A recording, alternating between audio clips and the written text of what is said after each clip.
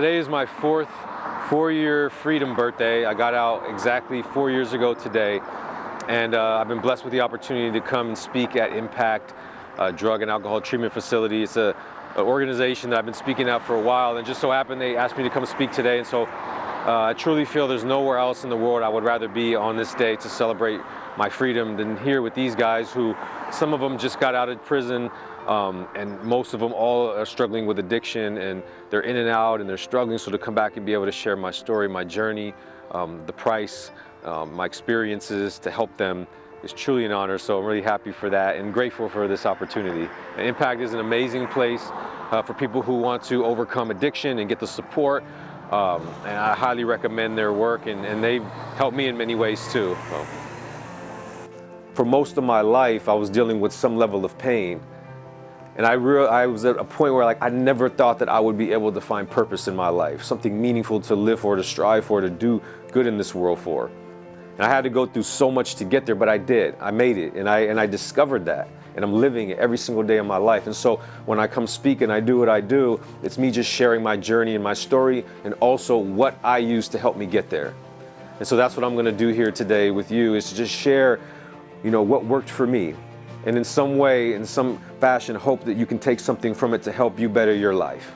People think I'm crazy sometimes because when they say what is the thing that you're most grateful for? Obviously I'm grateful for my freedom. I'm grateful for everything that I have. It's so much that I feel like it's a dream at times. But the one thing that I could say I'm truly, truly thankful for every day is, like David said, my struggles. 17 years of prison. Being in the streets from 13 all the way up till I went to prison, living in the streets homeless, addicted to drugs by 14, gang member by 14. I'm thankful for that. I truly appreciate that, because I couldn't be who I am today had it not been for that. I couldn't have developed into the person I am today if had it not been for that. I couldn't help other young people that are going through similar struggles that I went through at that age had I not been through that. And so once I shifted my perspective on my struggles and I realized that this is not a curse, it's actually a gift, I started to embrace that, and it made me evolve into the person I am. And so no matter what you're dealing with, what you're going through, what you're experiencing, how life may seem so fucked up at times, that can be the catalyst for your growth and who you become. It's so important to have a structured program every day, to have a routine. Get up, meditate, pray, write, work out, study, work on my craft, work on healing.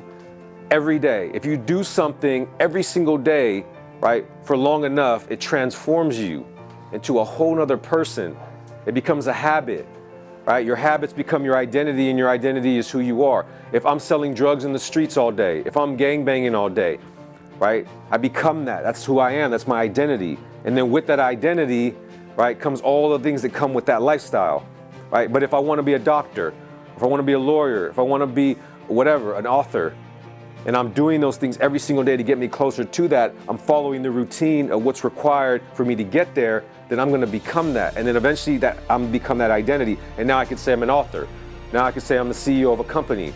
Now I can say I'm a podcaster. Now I can say I'm doing all these things because that's my identity. When people say, who's Carlos Vasquez? What does he do? There's an identity tied to that, There's values tied to that. But those values and that identity and who I am came from me creating a routine for me to get there. I had to shed the Carlos Vasquez gang member, drug addict, this and that. I had to shed all that and replace it with who I am today. And that's called the law of replacement. And when you are somebody that you want to change, all you need to do is replace behaviors with new behaviors that are good and that are positive and that are productive and that are moving you toward what inspires you, Because then you find yourself whoa, damn, I love this. This is what I was put here to do. This fulfills me. This brings great people into my life. This brings great opportunities. I can't believe this is my life. That's how you'll get there. But this is where the work comes in, the routine.